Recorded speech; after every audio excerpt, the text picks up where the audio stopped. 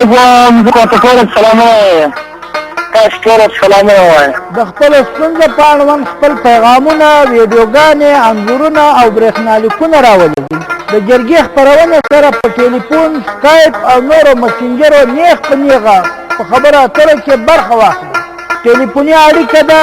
ټکی 78129486. برېښنالیک دی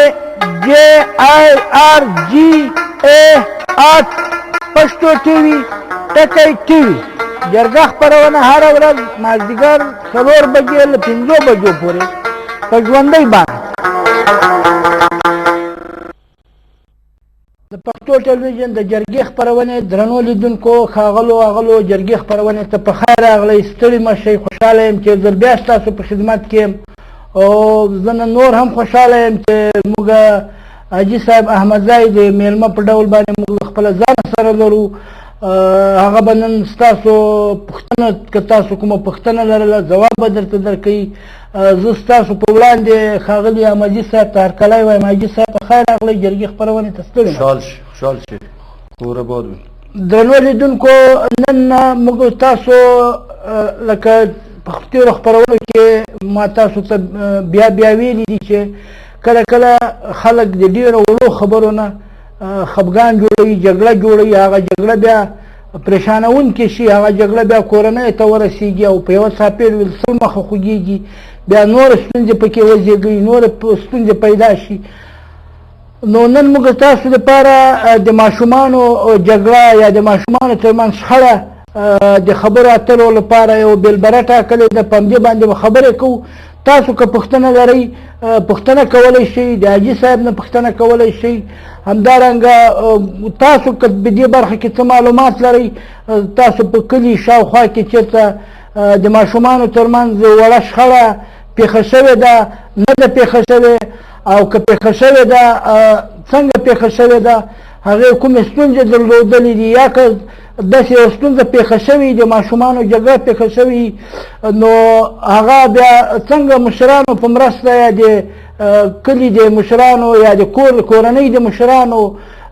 په مرسته باندې څنګه هغه پای ته رسېدلې ده چې هغه خفګان زیات نه شي.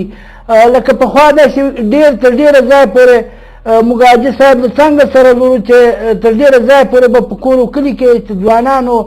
غلطي کوله، یو مشر به په کلي کې راته هغه ټول به سوک څاپېړه ویل، جګړه به ختمه وه. حاجي صاحب ستاسو په اجازه زه یوه اړیکه اخلم. بده مرغه ونه شوه. نو داسې به یو مشر پیدا کېده، هغه به په دې ټول کور و کلي کې د یو مشر په ډول باندې منل شوی مشر به و. چا هم داسې نه ورته ویلی چې تا زما زوی په څاپېړه ووایي، زما لور دې په څاپېړه وویله، تر دې پورې چې کورنۍ غړي به یې په څاپېړو باندې ویل او ویل ټکول به یې هغو ته به یې بده ردې په داسې ډول باندې ویلی چې هغوی به یې هغه خپل کار باندې پښیمانه کول که چېرته به چا غلطي کړې وه. نو د ماشومانو په اړوند یا د ماشومانو خفګان یو وړه خبره وي او دغه زموږ تاسو په کور او کلي کې زیاتېږي. همدغه وړې وړې ستونزې دي چې زموږ ستاسو دپاره یو غټه ستونزه پیدا کوي. حاجي صاحب زه دا اړیکه اخلم، بیا تاسو د ماشومانو په اړوند باندې خبرې کولی شئ. جرګې خپرونې ته په خیر راغئ. ستړي مه شئ. السلام علیکم. مهرباني. ژوندي اوسئ، خوشحاله اوسېږئ. ژوندي اوسئ، خوشحاله اوسېږئ. مهرباني کوئ. نن ماشومانو باندې جګړه، ماشومانو په سر باندې جګړه، ماشومانو ترمنځ یو وړه خبره پیدا شي او بیا غټان پسې راشي، هغه نور هم خبره ګرمه کړي. په دې باندې خبرې کوو. سلطان د قطر نه خبرې کوم، ځان به درته معرفي کړم. مهرباني، ډېر ښه، ورکړه. دغه اور کې دا خو لیکان دي، دا خو نه دي جنګونه خامخا کوي، نو دا به موږ په څه شي باندې اصلاح کوو، سره باندې سخت کوو. ډېر ښه. دا خو ستا د پوښتنې ډول ده. نو تاسو داسې لیدلي دي په کور او کلي کې چې ماشومانو جګړه کړې، بیا غټانو کړي، همداسې دا جګړه اوږده شوې یا لنډه شوې؟ ولا جنګونه خو ډېر کېدل خو نه اصلاح کېږي د اصلاح کېدو ماته کوم سړک راوښایي یا ته وایې چې داسې یو توپیر داسې یو تعلیم ورکړي یا دا وایي یا دا ډېر ښه موږ په دې باندې نه پوهېږو که نه ډېر ښه مننه ژوندي اوسېږئ نور څه ویل غواړئ او بل یوه خبره بل یوه خبره کوم پوه شو درته مهرباني او که د موضوع سیز لري زه یم د خبره خو تکفل کېږي به نه ویله وایه و دا چې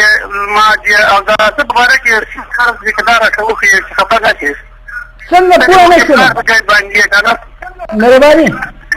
او دا څه کې فرق څو دي ښه دا د خبره سمه ده خو دا پوښتنه د دیني خپرونې نه وکړئ تاسو السلام علیکم سلامونه ټولو ته وایم مهرباني ژوندي اوسېږئ درنو لیدونکو تاسو دا پوښتنه نیغ په نیغ له دیني خپرونو نه کولی شئ همدغسې هره دیني پوښتنه په ډېره ښه وخت او په ډېره ښه طبع باندې په تاسو د دیني خپرونو دین دنیا پښتو ټلویزیون دین دنیا خپرونو نه کولی شئ راغله دغه لیدونکي مخکې یوه خبره وکړه حاجي صاحب ده وویل چې دا څنګه کېدای شي اول خو دا چې تر ټوله نه زموږ د ټولنې بېکاري او دغه زده کړه نه چې ښوونځی په یو ځای کې نه وي دا غټه ستونزه ده دا له منځه ولاړه شي زه ګورم یوه اړیکه جرګې خپرونه ته په خیر راغله ستړي مه شئ السلام علیکم وعلیکم السلام مهرباني کوئ مهرباني ژوندي اوسېږئ اواز دې لږ ټیټ راځي نه پوهېږم چې تاسو ولې مهرباني اواز هم ټیټ راځي نه پوهېږم چې ولې دا ځای بدل که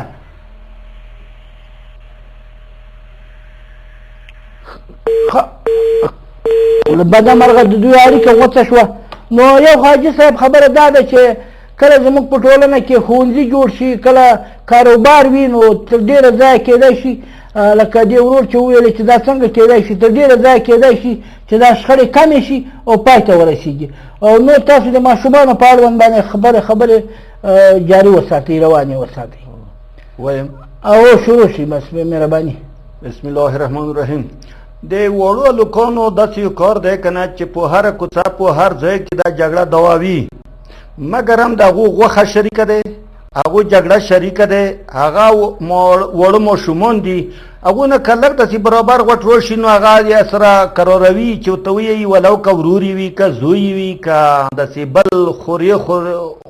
خورزوی وي نو دی قراروي که بیا داسې وي چې لږه شخړه سره په زیاته کړله که نه نو بیا داسې غټ خلک چې ورته راشي هغه هم همدا شی فیصله ورته کوي چې ورونو په دغې نه به خبره زیاته وایي نه دا وړه ماشومان دي دا نه پوهېږي دا کوم کاست نشته کوم ینات نشته کومه زبردستي نشته دی نو دا دواړه باید یې اصلاح کړي بلې ورځې باید یې هېڅ خبره نه وي که بیا داسې کشکونه سره کوي دا جرګه ماران باید چې بیا په یو بل نه داسې تعارض کومه ټیټه جګه ونه کړي دا بیا غوښه شریکه دی د وړو که ولو که زوی وي که ورور وي دغې نه به غټو ته خفګان رسوي ما ده رسوي ولو که جرګه مار وي که ورور وي که زوی وي نو ما دغه فکر دی چې په وړو نه باید چې څوک خفګان غټو ته ونه رسوي او حاجي صاحب دغه یو دود ورته ووایه یا هر څه چې ورته ویل کېږي یا روایت ورته ووایه تاسو ته به یاد وي ستاسو په وخت کې همدغه اوسه پورې زموږ په سیمو په کلي کې خاریه بېل هغه لري او کلیواله سیمه یا ولسونه بېله یو خیالات لري په هغوی کې به یو مشر و لکه په ماشوم به په کوڅه کې ولیده چې هغه غلط کار کوي یا له بل ماشوم سره جګړه کوي یا هغه بل ماشوم زوروي ورته ستونزه پیدا کوي نو هغه به خفه کاوه او هغه ته به یې ویلې چې ګوره داسې مه کوه او که به ترې غټ و هغه ته به یې وویلې چې دا ته غټ یې ته ولې د دې واړه سره داسې کوې یا که دوه به سره ښخ وو او دی به بس ورغی یو به هم په څاپېړه ووایي دا بل به هم وایي او په دې کې به خفګان هم نه وو خلک په دې باندې خوشحاله کېده ټول خوشحاله کېدل اوس هم همغسې کار دی هغه چې کومه یوه څپړه لږه زیات هم وایي ولو که خپل زوی وي که ورور وي بل هلک باید چې هغې نه صلې رحمي وکړي لاس هم په کش کړي وړوکی وي بیا دواړه باید یې اصلاح کړي نو دا څه شخړه باید چې دغه نه پورته نه کړي که هر څوک وي چې د کوڅې منځ ته راغو ولو که غټ وي که وړوکی وي دا جګړه باید یې پرې نه ږدي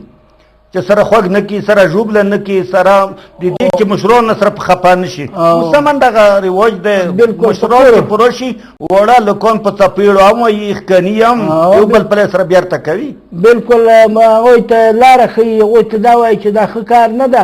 او دغه کلیوال یا دغه خلک دا بده نه ګڼي چې لکه په یو کلي کې یو سړی مشر وي هغه د کلي ډېر ماشومان ترې ویرېږي او هغه د کلي مشران یا د کلي هغه د خلکو ماشومانو پلرونه میندې دا بده نه ګڼي دا ښه ګڼي هغه ته خوشحال هم شي ورته هغه دوام ورته کوي اوس هم همغه شی شته د مور پلار هم دوا ورته کوي چې هغه پلانی سپین ږیری روغلو هلکان یې وښکنل خدای دې خیر ورکړي خدای دې دین دنیا دې د جوړ کړي اوس هم همغه خبره دی بالکل ډېر خوشبیني ته نه کوي هغه بالکل دا